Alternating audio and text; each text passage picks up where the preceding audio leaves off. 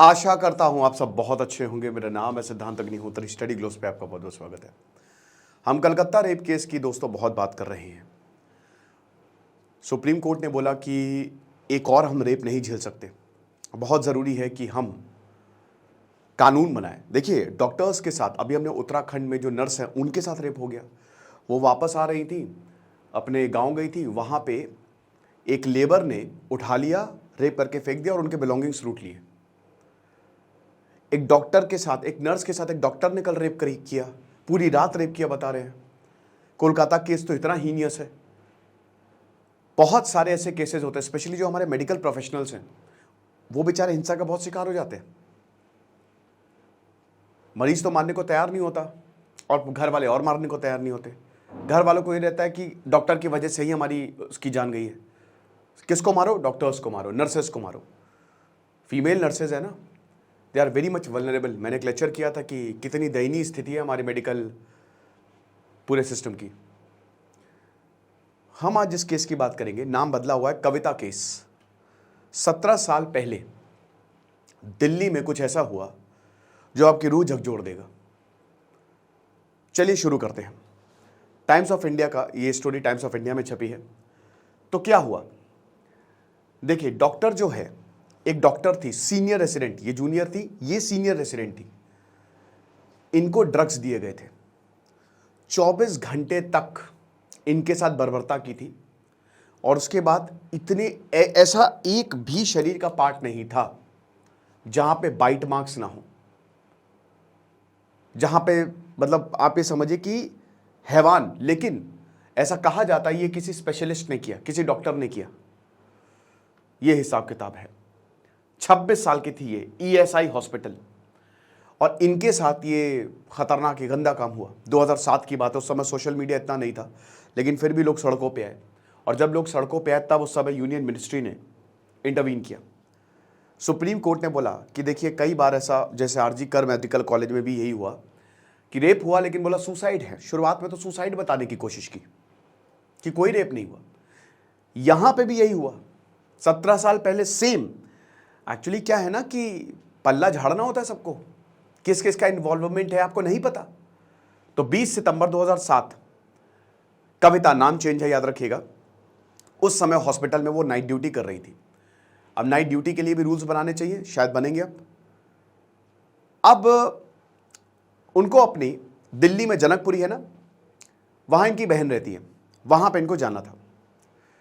आखिरी बार इनको 8:30 बजे रात में, 20 सितंबर 8:30 बजे इनको मेस में देखा गया था।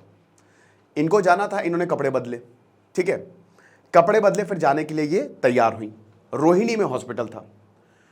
रात 10 बजे के करीब इन्होंने अपनी सिस्टर को बुलाया कि आओ मुझे पिक कर लो, ठीक है। इसके बाद ये अपना ट्रैक सूट पहन के, नाइट सूट पहन के, डॉक्टर्स के कपड़े जो भी रख के वो चली गई, अपने हॉस्टल चली गई, और वहां पे हॉस्टल ब्लॉक में चली गई और चेंज करके वापस आई।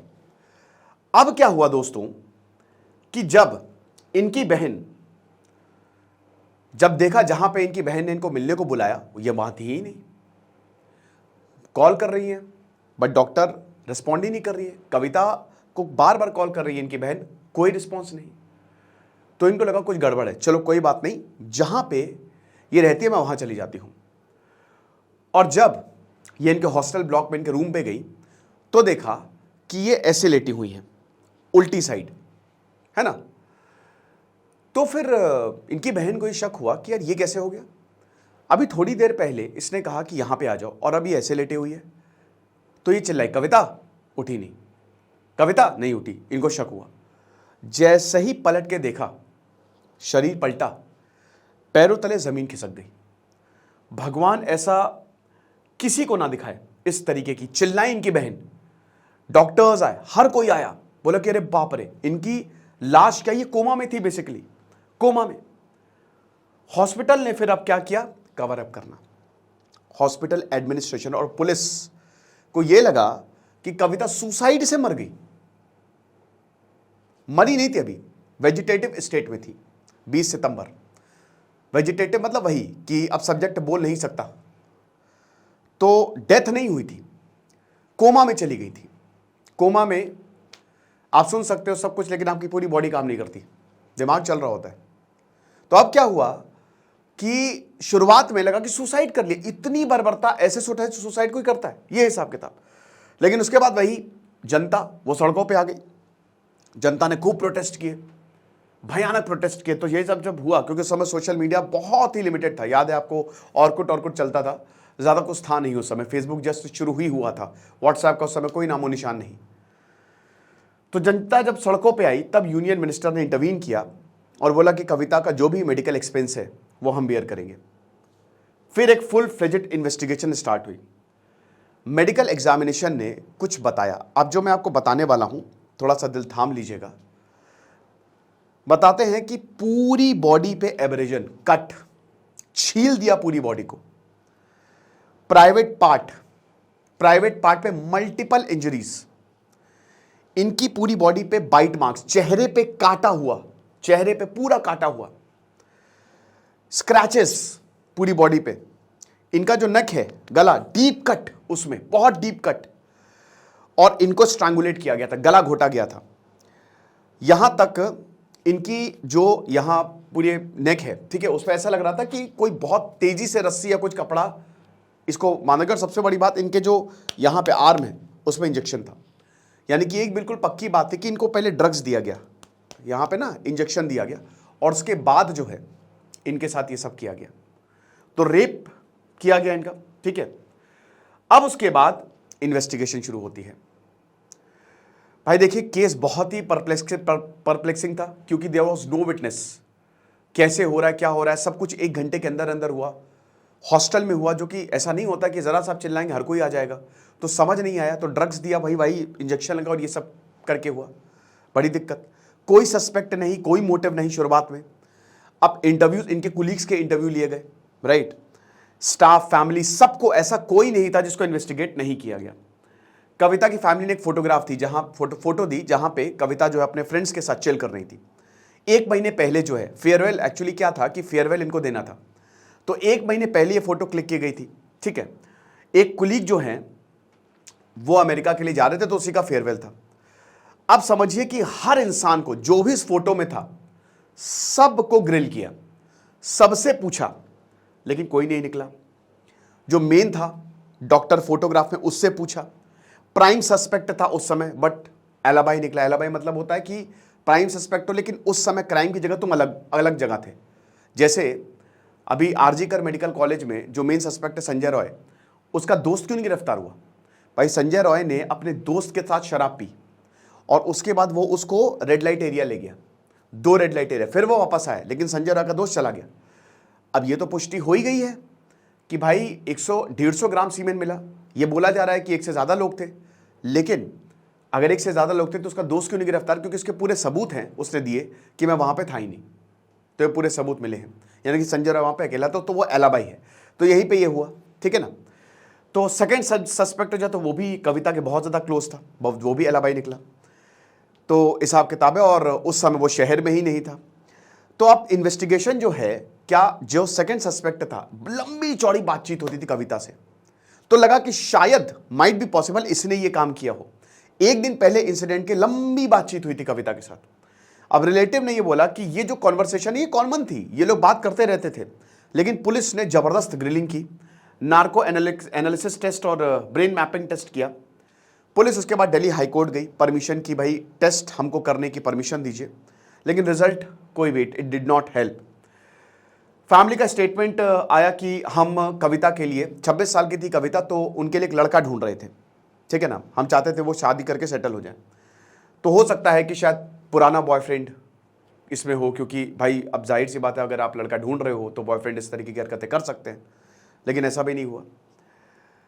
लेकिन एक चीज़ पक्की थी कि किसी डॉक्टर नहीं किया है, क्योंकि देखिए इंजेक्शन लगाया हुआ था, फोर्स्ड एंट्री का कोई साइन नहीं था, और जिस तरीके से असेलेंट ने इनको मारा था, पता था कि इंट्रावेनस फ्लूइड, ठीक है ना, मतलब एक ऐसा फ्लूइड जो अंदर जाएगा आपको बेहोश कर देगा। इंट्रावेनस मतलब अंदर, ठीक है, जो वीन में आपकी जाता है ना, तो वो कैसे देना है, और पता था कि इस कंपाउंड को कैसे इंजेक्ट करना है, राइट। पुलिस के पास डिस्पोजेबल सीरीज भी मिली, 2 बॉटल ऑफ इंसुलिन भी मिली, जब पूरे रूम को सर्च किया गया जहां पे ये काम हुआ था। अब देखिए, सब कुछ हुआ, पुलिस ने चीफ मेडिकल ऑफिसर को गिरफ्तार किया जो हॉस्पिटल का था जहां पे कविता काम करती थी, ठीक है। एक नर्सिंग अटेंडेंट को भी गिरफ्तार किया। उन सबको चार्ज किया कि नेग्लिजेंस और आपने एविडेंस को डिस्ट्रॉय किया, क्योंकि उस समय बहुत ज़्यादा रोष था। तो भाई अगर इतना बड़ा केस हो जाता है ना, तो पुलिस फिर कहती है कि भाई कुछ तो करना ही पड़ेगा, किसी को भी गिरफ्तार करो बट करो। अब नहीं, देखिए ऐसा मैं वो नहीं कह रहा हूँ पुलिस के ऊपर, बट ये होता है और पुलिस ने डेफिनेटली इसमें देखा होगा, तभी उन्होंने काम किया होगा। अच्छा, सीएमओ के ऊपर, चीफ मेडिकल ऑफिसर के ऊपर क्या आरोप लगा?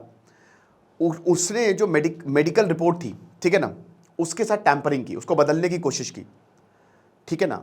जो स्टमक वॉश सैंपल है ना, जो पूरा एक तरीके से बॉडी को पूरा देखा जाता है, बॉडी के अलग अलग पार्ट से सैंपल लिए जाते हैं, तो उसके साथ छेड़छाड़ की गई थी, ऐसा इनके ऊपर आरोप लगा।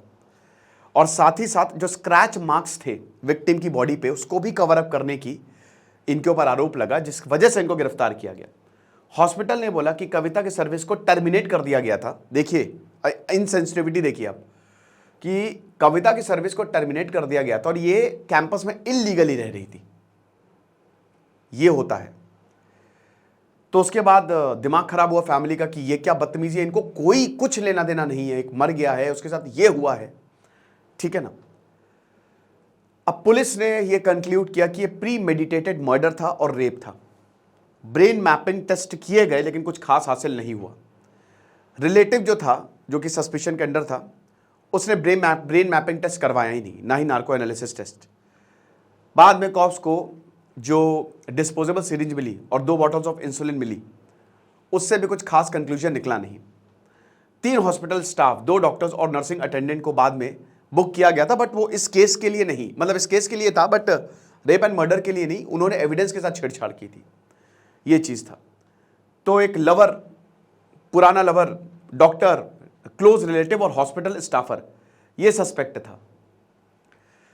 कविता पंजाब से दिल्ली आई थी, अपनी बहन के साथ रह रही थी। इनके पेरेंट्स जो थे वो एक्सीडेंट में मारे गए थे। 10 साल की थी तब ये इनके साथ हादसा हुआ था। ईएसआई हॉस्पिटल इन्होंने मतलब गर्मियों में 2007 में ज्वाइन किया था। मैटरनिटी वार्ड में काम करती थी और कई बार नाइट शिफ्ट में काम करती थी। सीनियर रेसिडेंसी इन्होंने 19 सितंबर को कंप्लीट की, जो कि बहुत ही बड़ी बात है। आप समझ रहे हो, एमबीबीएस के बाद आप पीजी जब करते हो तो आप सीनियर रेसिडेंट हो जाते हो।